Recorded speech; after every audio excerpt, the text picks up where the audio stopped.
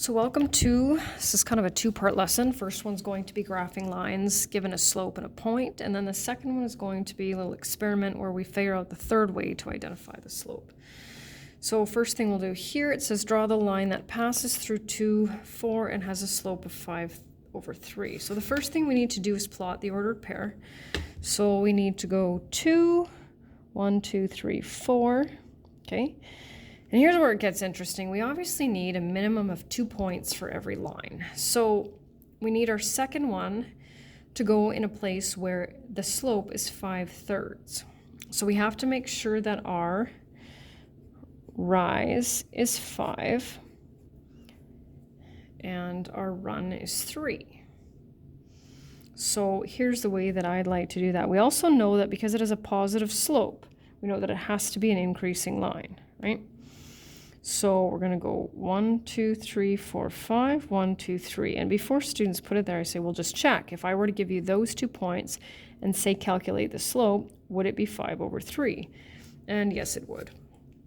So we need to join those 2 points with a straight edge of some kind and put arrows on it. It doesn't really matter how far past the dots they go, as long as they go past the dots. And draw the line that passes through -3, -1, and has a slope of -4. So -1, 2, 3, -1. And so we have to watch out with -4. It's not going to be -4/0. It's going to be -4/1. So in some cases, you can go different directions. You can kind of go up or down. Just remember, negative slope is a decreasing line. So I'm going to run 1 and rise 4, and then before I join them, I'm going to double check that my rise over run will indeed be -4/1. And it is.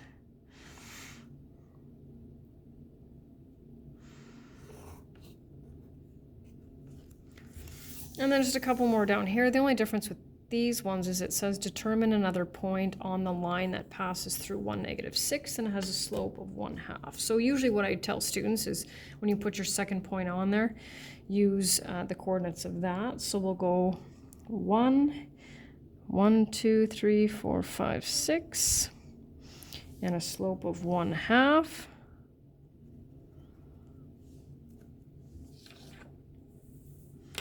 So we're going to draw the line.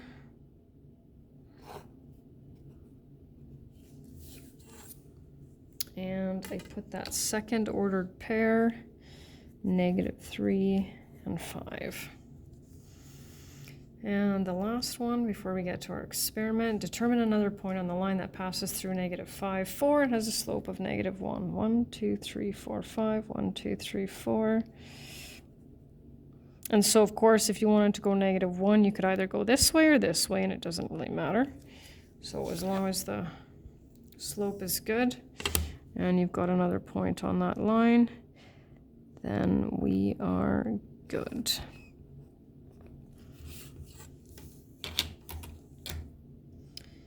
And so I've got -4 and 3. And so that's part 1. So part 2 here involves a little experiment. And so just to kind of practice, once again, what we know, let's do rise over run for the first 2 lines, and then we'll do y2 minus y1 over x2 minus x1, just because those 2 types of questions will be on your slope quiz. So we know that we're going to have a negative slope here because it's a decreasing line. Here are my points. 1, 2, 3, 4, 5, 6. 1, 2, 3, 4. So I've got -6/4, which simplifies to -3/2. We're going to do slopes first. This one will have a positive slope, of course, because it's increasing. So 1, 2, 3, 4, 5. 1, 2, 3, 4, 5. So 5/5 gives me a slope of 1. And then this one here, we'll do ordered pairs. So I've got 0 and 5 and 2 and 3. So then I'm going to go y2 minus y1 over x2 minus x1. All right.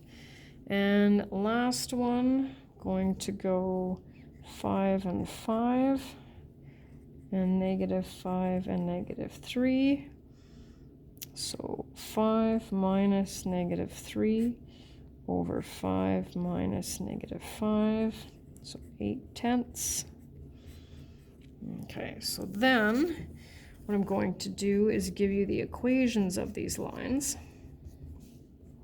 And we're going to compare them with our slopes and hopefully figure something out. All right, so here they are.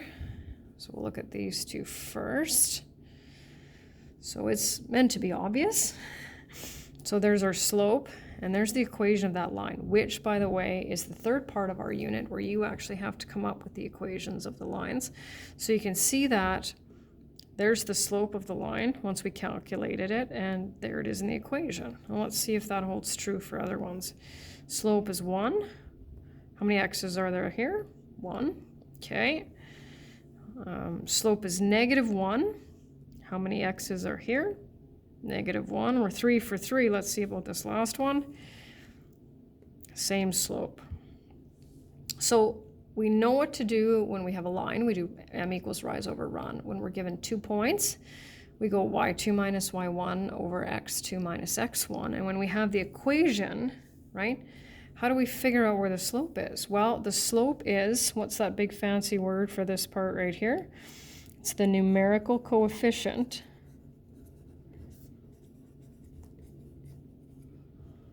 of which variable? X. So now this only works if the equation is in y in a specific form, which we'll see here in a second. But if y is isolated, if y is by itself, so we'll do a little bit of practice. We're going to go back to some grade 9 stuff here. So y is by itself. So the slope of this line is 3. So all we do is we write m equals 3. Y is isolated. So m equals negative 7. Y is isolated. M equals 1/4. Is it going to stay that easy? Well, of course not. So here's where, and I've kind of boxed them up just so that they're separate. So we can't say the slope is negative 9 because y is not by itself. So we actually have to manipulate things. And this is, like I said, going back to grade 9. So I'm going to kind of talk you through it. And then when we get to a specific question, I'll say, okay, this is what I need. So when we want to move a term from one side of the equation to the other, we do the opposite. Basically, we want to turn this negative 9x into a 0. So how do we do that? Well, we add 9x. Okay, and we're not allowed to just add something randomly to one side of the equation. What we do to one side, we have to do to the other to keep it balanced. And so that's usually what I have my grade 9s show when I'm teaching this.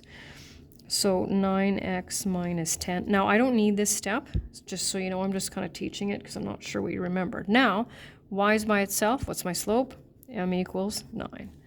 Okay, so moving on to the next one. So here now I'm going to subtract 2x from both sides. Notice I didn't show it. Be careful because it doesn't work unless y is by itself, right? Negative y is no good. So we would divide everything by negative 1, and that just makes it the opposite of what it was, right? So m equals 2.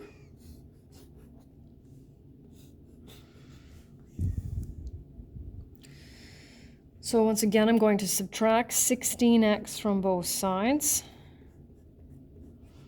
Okay, and just like I divided everything by negative 1, I'm going to divide everything by 4. And m is negative 4. So of course we know that's going to be a decreasing line, and by the time we're finished this unit, you're going to know a lot about a line. Okay, 2 more.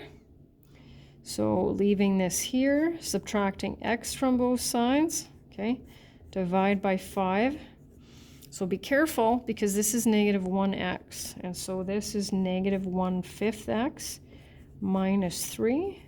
Our slope is negative 1/5. Oh, tuck that in at the bottom. And then for the last one, you can see now we have all our terms on the left side, so I'm going to move 2 of them over in one step. So I'm going to subtract 3x from both sides and add 9 to both sides right away. And I highly recommend showing this step if you think you might forget, because right now this doesn't interest us, but it will. So you want to be really careful and not to mess that up, right? And there's our slope. And that's it.